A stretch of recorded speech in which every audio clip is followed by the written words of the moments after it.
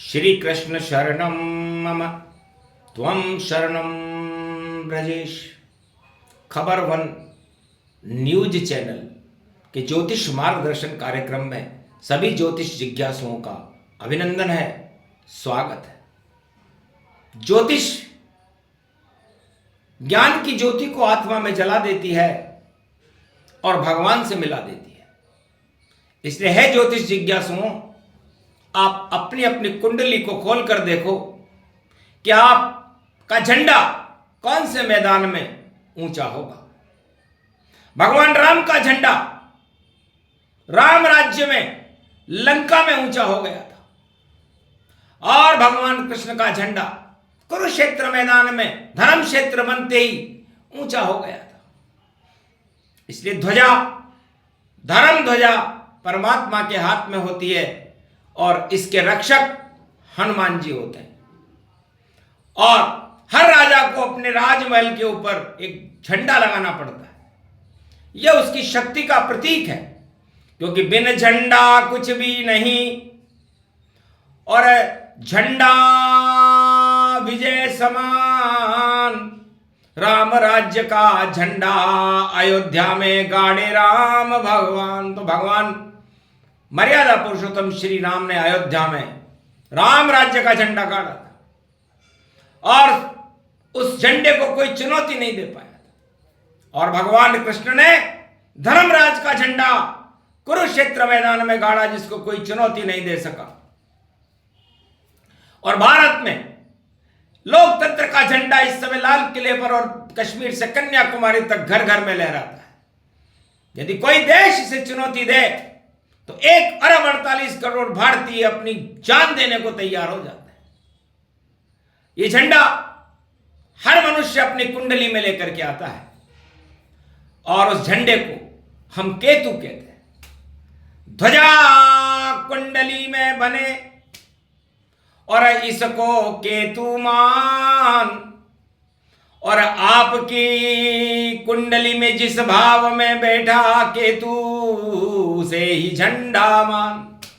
तो हर जातक जो भारतीय है या विदेशी है या किसी भी धर्म का है, किसी भी देश में रहता हो, वो अपनी कुंडली में ये तो देखे कि मेरा साम्राज्य कहां है और मेरा झंडा कहां से लहराएगा और मेरा प्रकाश कैसे होगा। हे ज्योतिष जिज्ञासुओं, इस प्रसंग को सुनाने से पहले मैं आपकी कुंडली को खोलो और कुंडली खोलने के बाद ये देखो कि झंडा केतु आपकी कुंडली में कहां बैठा हुआ है। धर्म त्रिकोण में बैठा हुआ है या अर्थ त्रिकोण में बैठा हुआ है या काम त्रिकोण में बैठा हुआ है या मोक्ष त्रिकोण में बैठा हुआ है। आपकी कुंडली धर्म, अर्थ और काम, मोक्ष का प्रतिनिधित्व करती है। और जहां केतु विराजमान होते हैं वो आपको ये बताते हैं कि आपका झंडा इस दिशा में और ये कार्य करने से ऊंचा होगा। तो अपने अपने झंडे को ऊंचा करो विद्वान, खोलो अपनी कुंडली और ये केतु का ज्ञान। सियावर रामचंद्र शंकर हरिओ। तो आइए हम आपको सबसे पहले भगवान राम की कुंडली का केतु झंडा बताते हैं कि वो कहां बैठा हुआ है। तो श्री राम की कुंडली कर्क लगन की है और भगवान राम का झंडा मीन राशि में भाग्य भाव में 9वें घर में बैठा हुआ है। तो 9वां घर धर्म का होता है, भाग्य का होता है, पिता का होता है। और मीन राशि जल तत्व है। तो सागर तट पर रामेश्वर की और करी स्थापना राम और लंका डूब गई सागर में, विजय हो गए राम। तो झंडा ऊंचा हो गया और लंका में श्री राम, राम राज्य भारत हुआ ये केतु का काम। तो केतु भगवान राम की कुंडली में 9वें घर में था तो उनका झंडा, धर्म का झंडा ऊंचा हो गया और अधर्म का झंडा नीचा हो गया। देखे अब श्री कृष्ण की खोले कुंडली जान और वृषभ लगन की कुंडली और केतु झंडा मान। तो ये 2 नंबर पृथ्वी तत्व को कहते हैं, और लगन हमारे मस्तिष्क को कहते हैं, स्वयं को कहते हैं।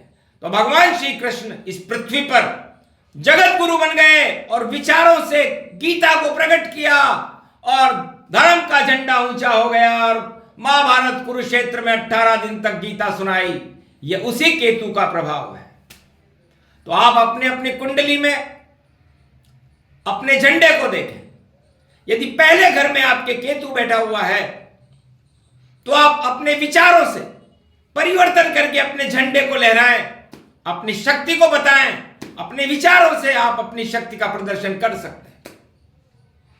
यदि आपका दूसरे घर के अंदर केतु बैठे हुए हैं तो आप अपने परिवार पर अपनी वाणी से इस पूरे देश और विश्व में अपना झंडा स्थापित कर सकते हैं और उससे आप धन भी अर्जित कर सकते हैं, क्योंकि दूसरा धन परिवार का है, धन का है। और अपने पूरे परिवार की शक्ति अपने झंडे को ऊंचा करने में लगाइए। यदि आपका केतु तीसरे स्थान में बैठा हुआ है तो अपने छोटे भाई बहनों के साथ, अपने पड़ोसियों के साथ और संचार माध्यम से पुरुषार्थ करते हुए अपना झंडा, अपना पराक्रम पूरे विश्व में कायम कर सकते हैं। ये केतु ये संकेत देता है।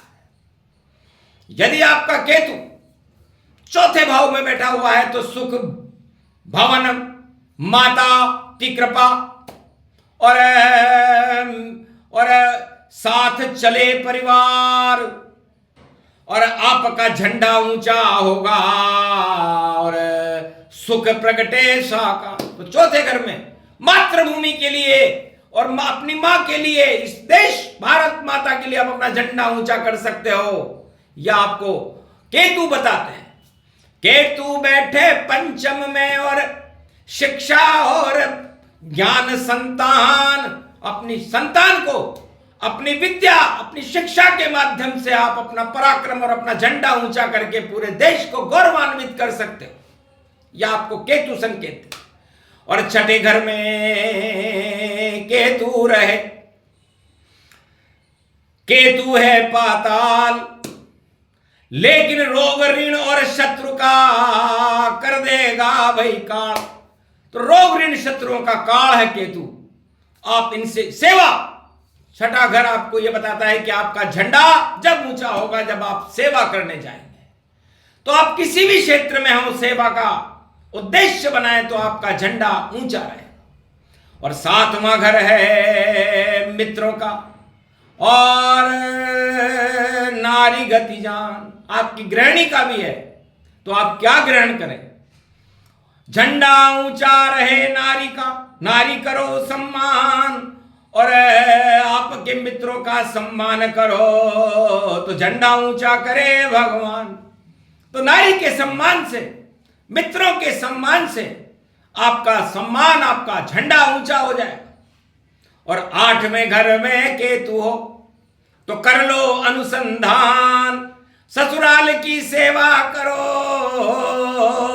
तो हो जाओ धनवान। तो झंडा ऊंचा हो ससुराल में या कर लो अनुसंधान। केतु आठवें घर में भैया मिला दे तो भगवान।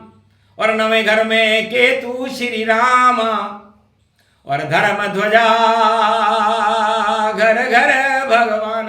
तो जय श्री राम कर दो यदि नवें घर में केतु है तो भगवान प्रेरणा देते हैं कि आपका झंडा धर्म क्षेत्र में जाने के बाद और भगवान की कृपा प्राप्त करने के बाद ही ऊंचा होगा। और 10वें घर में केतु हो तो करो सभी शुभ कर्म और कर्म बदलते ही बदलेंगे देखो सारे धर्म। तो आप धर्म परिवर्तन करने की क्षमताएं रखते हो, विचारों की परिवर्तन करने की क्षमताएं रखते हो और सारे अशुभ कर्मों को हटाने की क्षमता रखते हो। यदि 10वें घर में आपके केतु है तो आपको भारी संघर्ष करना पड़ेगा। जहां आपका कार्य क्षेत्र होगा वहां पर आपको चुनौतियां होंगी, उन चुनौतियों को आप स्वीकार करें तो आपका झंडा ऊंचा। और 11वें घर में केतु हो और बड़े भाई घर जान, आय का है ये भाव और कृपा करे भगवान।